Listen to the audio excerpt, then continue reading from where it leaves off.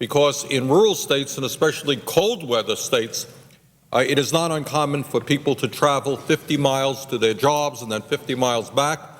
You go 100 miles to work, the mileage runs up. And I should mention, Mr. President, I know it didn't snow probably the other day in Florida, but it did snow in Vermont. We had a small amount of snow, and that just simply indicates that people know that when it gets cold in Vermont, it gets very, very cold, and we have a lot of elderly people right now wondering how they're going to heat their homes next winter. So you have a combination of working people in a rural state, and this is true all over rural America, paying outrageously high prices in order to get to work, and in colder weather states, people very worried about whether they can stay warm next winter.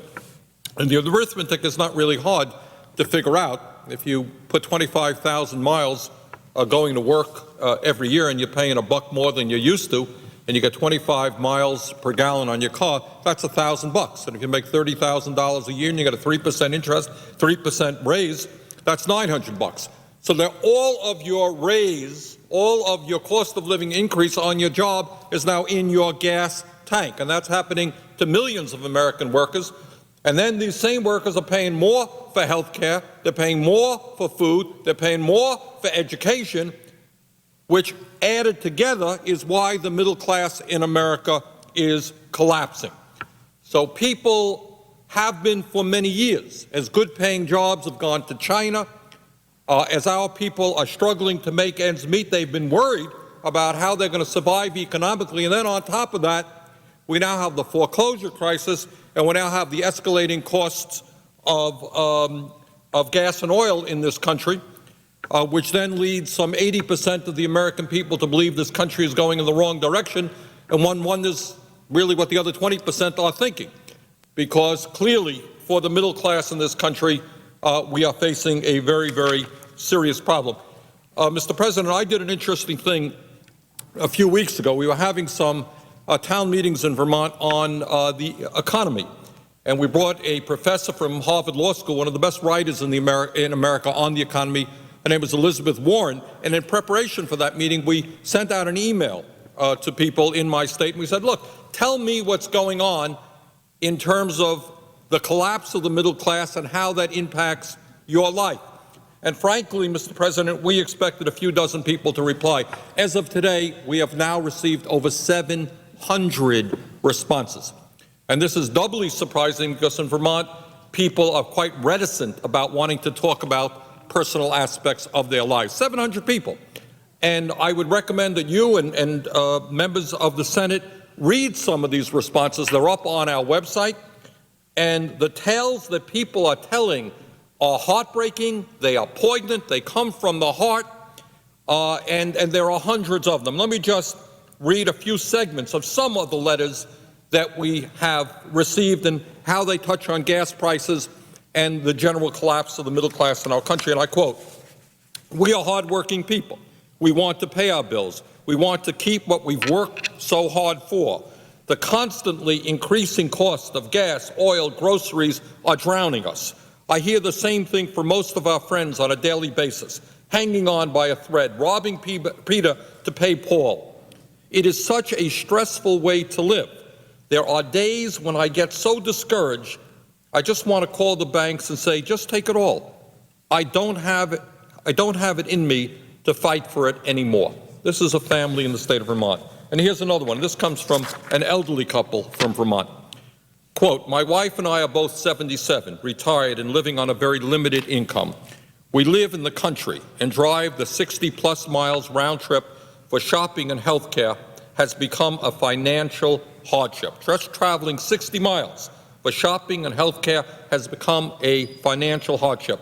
Even though we drive a car that gets 35 miles to the gallon, a tank full of gas eats up an awfully large amount of our disposable income." End of quote. That's true all over America.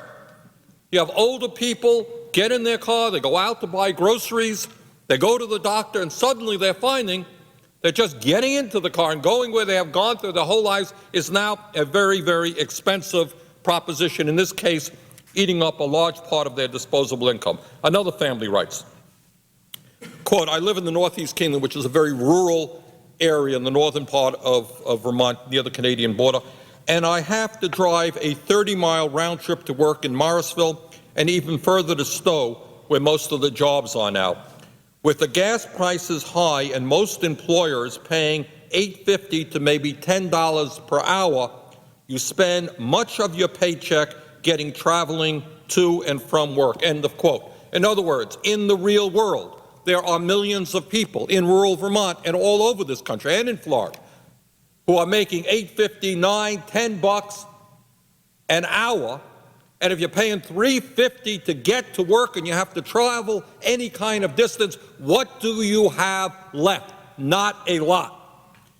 Mr. President, the average price for a gallon of gas recently hit a record-breaking $3.62 a gallon, which is more than double what it was when President Bush first took office. The price of diesel fuel is now averaging over $4.17 a gallon, which is more than $1.36 higher than it was just a year ago. And the price of oil is now $110 a barrel. And these prices, I think, say it all.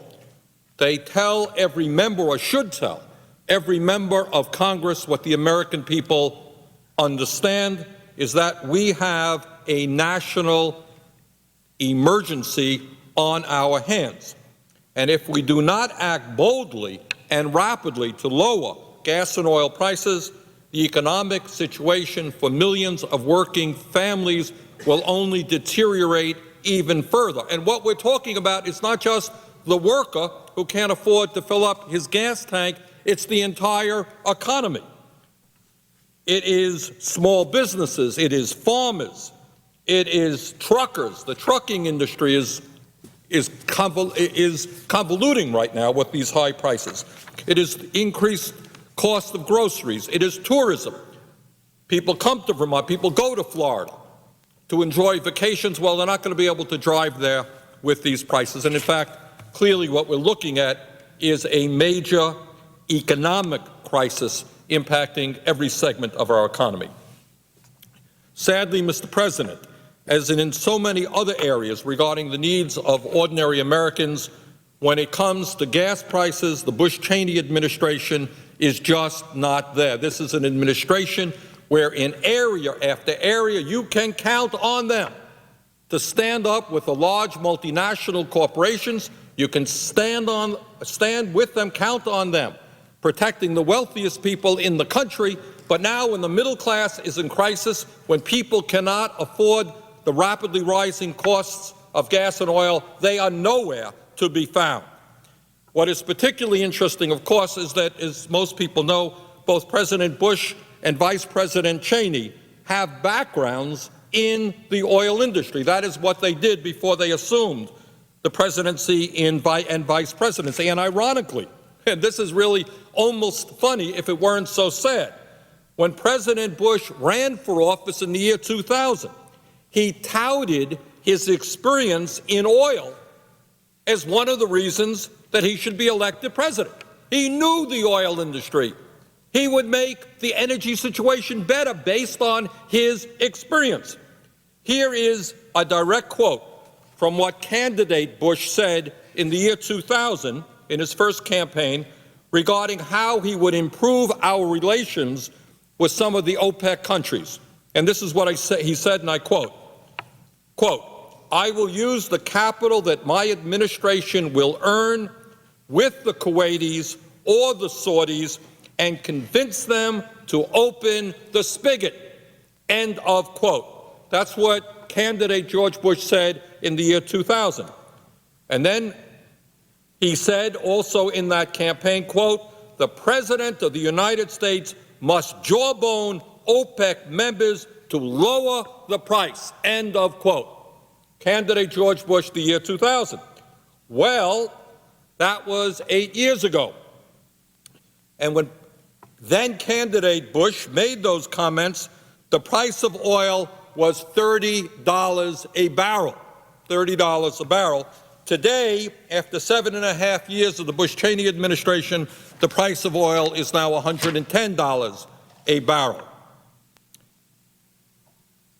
Mr. President, it seems to me that it is imperative that among many other things, many other actions that Congress must take, one of them is to do what President Bush talked about in 2000 but never did.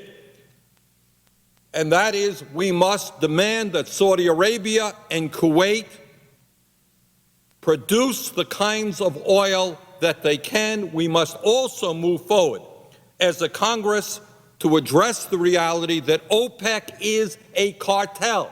That is their reason for existence.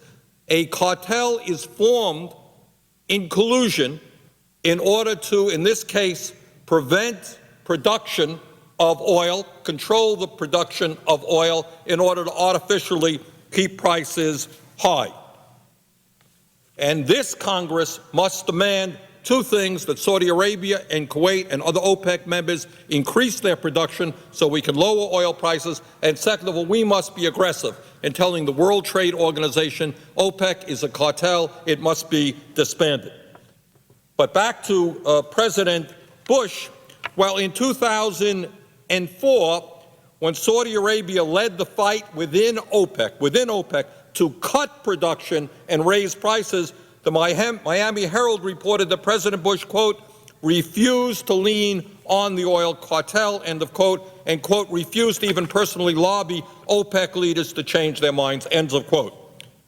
It is true that last January, President Bush did visit Saudi Arabia to ask OPEC nations to increase production, but guess what? The Associated Press reported that President Bush's request was, quote unquote, ignored.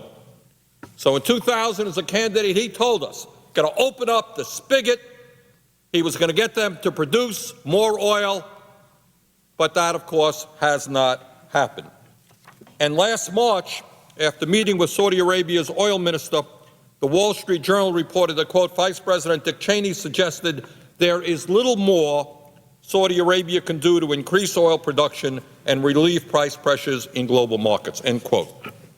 But Mr. President, Stephen Brown, an energy economist at the Federal Reserve, has disputed this. He has said that, quote, Saudi Arabia is restraining its production probably by about 1.8 million barrels a day, and OPEC is probably holding back 2.3 million barrels a day altogether. In other words, despite all of the rhetoric from President Bush, all of his experience in the oil industry, the reality is that Saudi Arabia is not producing the kind of oil it should be producing, and we are hurting as a result of that. Mr. President, many of us are tired of waiting for the Bush administration to act. Congress must act. There are a number of things that we must do in order to lower the price of gas and oil in this country. One of them is to demand that Saudi Arabia, Kuwait, and the other OPEC countries start producing the quantity of oil that we know they can produce. Mr. President, that is one thing we can do, but it's certainly not enough. The national oil emergency that we currently face in our country and in many other countries demands both short-term and long-term solutions. Long-term, I think that many people in the Senate and the vast majority of the American people understand that long-term we must break our dependency on fossil fuel. We must move to energy efficiency. We must move to such sustainable energies as wind, solar, geothermal, biomass, and others. In my view, the potential is absolutely staggering in terms of the amount of energy that we can produce through sustainable energy and the amount of energy that we can save through energy efficiency. Not only that, obviously, we need to significantly improve public transportation. Our railroads today lag far behind Europe and Japan. And in doing that, building a broad mass transportation system, we can break our dependency on the automobile. In terms of automobiles, people are just now beginning, and we must help them move to electric cars, move to hybrid plug-in cars. Just enormous potential out there. And clearly, that is the long-term solution of where we've got to go. But I hear sometimes my friends coming here and they talk about a long-term solution, and yet they forget about what's going on in America today for a family that's making $30,000 or $40,000 a year. Maybe they have 2 cars because they have 2 workers, and those people are going broke today. So I don't think it's an either-or. I think we've got to be aggressive right now in moving toward energy efficiency and sustainable energy, but we have also got to be aggressive today in lowering the price of gas and oil. It's not an either-or. We move forward in parallel tracks. Now, I mentioned, in my view, that one of the steps we've got to take is put pressure on OPEC nations to increase the production of oil. I think also we've got to break up OPEC and let the free market work in that area. But that is only one of the things that we've got to do. Secondly, I believe it is absolutely imperative that we need to impose a windfall profits tax on the oil and gas industry.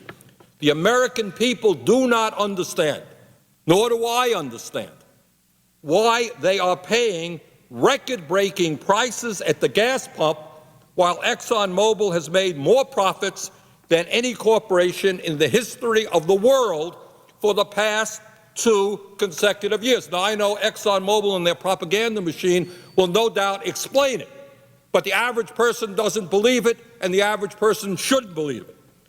ExxonMobil and the other major oil companies are ripping off the American people. That is clear. We need an we need a windfall profits tax to address that. Last year alone, ExxonMobil made $40 billion in profits, and they rewarded their CEO, Rex Tillerson, with a $21 million compensation package. That's nothing. He's getting shortchanged because the guy that went before him, when he retired, his name was Lee Raymond, he got a $400 million retirement package. So my suggestion to Mr. Tillerson, go back to your board. You're getting ripped off. $21 million. How are you going to make it on that? So here you have a company charging us record-breaking prices, having given its former CEO a few years ago $400 million in a retirement package. But ExxonMobil is not alone. Chevron, ConocoPhillips, Shell, and BP have also been making out like bandits. In fact, the 5 largest oil companies in this country have made over $600 billion in profits since George W. Bush has been president. Not bad. Not bad. $600 billion in profit in 7.5 years, and people in Vermont and Florida can't afford to fill up their gas tanks. Last year alone, the major oil companies in the U.S. made over $155 billion in profits. And, not surprisingly, those profits continue to soar. Just today, ExxonMobil reported a 17% increase in profits, totaling $10.9 billion. $10.9 billion for 1 quarter. Earlier this week, however, BP, British Petroleum, announced a 63% increase in their profits. Shell's first quarter profits jumped by 25% to over $9 billion 1 quarter, 3 months. And ConocoPhillips' profits increased by over 16% in the first quarter to over $4 billion. It's hard to come up with a word to describe it because I know, and I'm sure you know, Mr. President, the problems that middle-class people are facing today and what these high oil and gas prices are meaning to families. And at the same time as this is going on, these major oil companies are enjoying obscene levels of profit. And with their profits, among many other things, they are very lavish in the kind of benefits and salaries they provide their CEOs. Last year, Occidental Petroleum, one of the quote-unquote smaller companies, gave its CEO $34.2 million in total compensation. Anadarko Petroleum, that CEO of that company received $26 million. Chevron CEO made $15 million, and as did ConocoPhillips CEO, also made $15.1 million in compensation. Mr. President, let me be clear. I believe that oil companies should be allowed to make a reasonable profits, and CEOs of big oil companies should be enjoy decent compensation. That's a tough job, and they earn good salaries. They should earn good salaries. But, Mr. President, they should not be allowed to rip off the American people at the gas pump, especially at this moment in our history when the middle class is stressed out and in many ways collapsing. The time has come to impose a windfall profits tax on these oil companies so that they cannot continue to gouge the ordinary people of our country. Unfortunately, however, imposing a windfall profits tax on big oil will not be easy, and I think we all know the reason. And that is that since 1998, the oil and gas industry has spent over $616 million on lobbying. And dare I say that right now, on the floors of the Senate and on the floors of the House, you have very well-paid lobbyists, former congressional leaders, big-time law firms floating all over this place right now, trying to convince members of the House and the Senate to leave big oil alone. And not only have they spent since 1998 $616 million on lobbying, since 1990 they have spent over $213 million in campaign contributions. And that's the way the world goes. Lobbying, campaign contributions from powerful multinational corporations, and what's the end result? Their profits are soaring and ordinary Americans are hurting.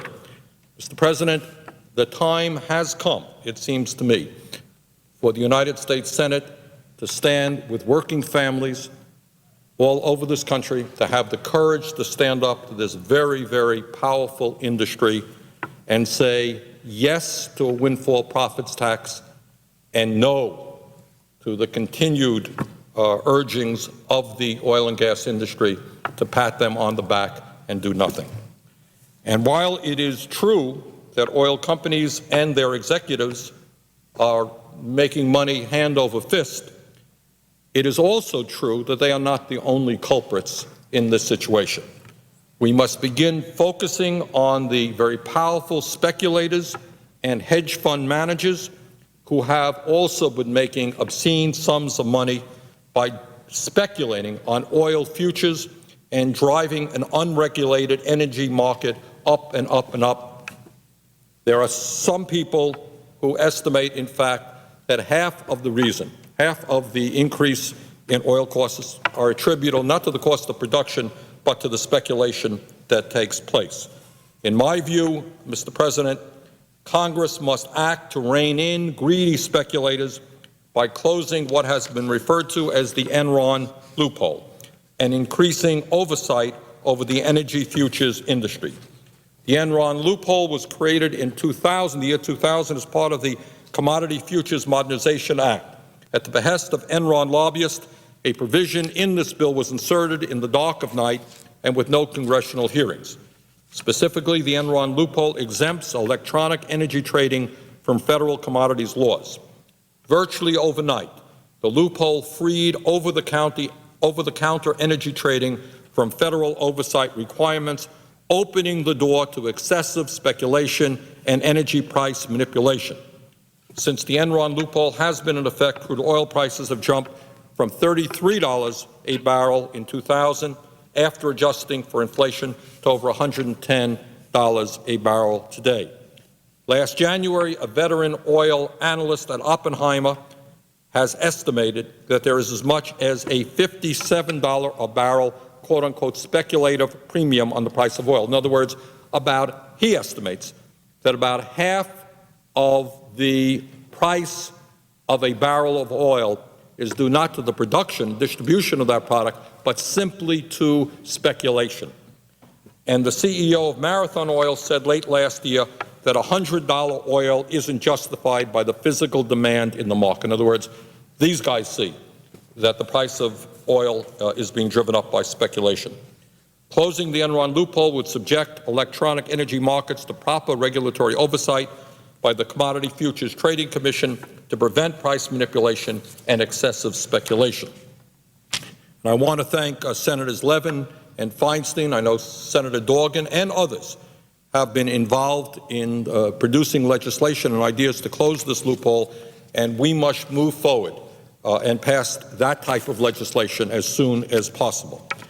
Mr. President, in addition, And this is an issue where there appears to be a degree of bipartisan support. Some of our Republican friends also agree that the Bush administration must stop the flow of oil into the Strategic Petroleum Reserve and in my view, immediately release oil from this federal stockpile to reduce gas prices.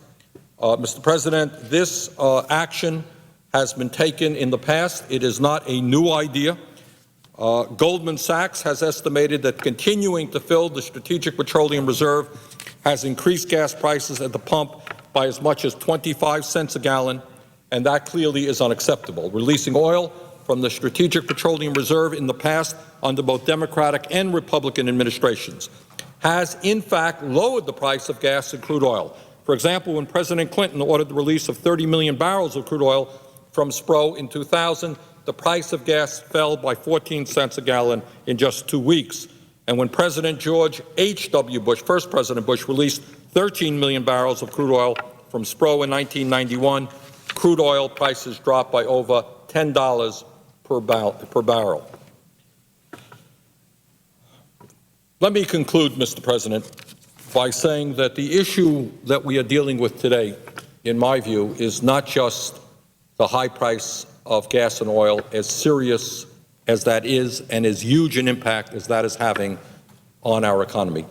The deeper issue here is the degree to which people in our country, the hardworking citizens of our country, will or will not continue to have faith that their government represents them. It is no secret that President Bush will likely go down in history as perhaps the least popular president, and in my view, one of the worst presidents we have ever had. But it is also true that the ratings of this Congress are extraordinarily low. They're even lower than where President Bush is.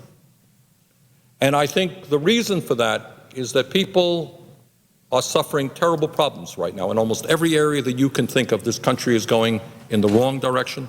Middle class is hurting. Talked about oil prices, food prices, the loss of good-paying jobs. Healthcare system is falling apart. People paying 25, 30% on the interest rates on credit cards. People are in trouble. And in a democratic society, when people are in trouble, they look to the people who they elected to their government to protect their interests. And they are looking to Washington right now. They are looking here. They're hurting. And they are asking whether or not the Congress of the United States has the courage to stand up to the very powerful financial interests which have so much influence over what goes on here. So I hope very much, Mr. President, that we have the courage to once again earn the confidence of the American people, that we understand the pain that they are feeling, and that we act appropriately, that we lower gas prices, that we lower oil prices, which we can do with bold action, and that we move this country to a new energy policy dealing with energy efficiency and sustainable energy. I think the American people want us to do that, and I think that's in fact what we should do. Mr. President, I thank you, and I yield the floor.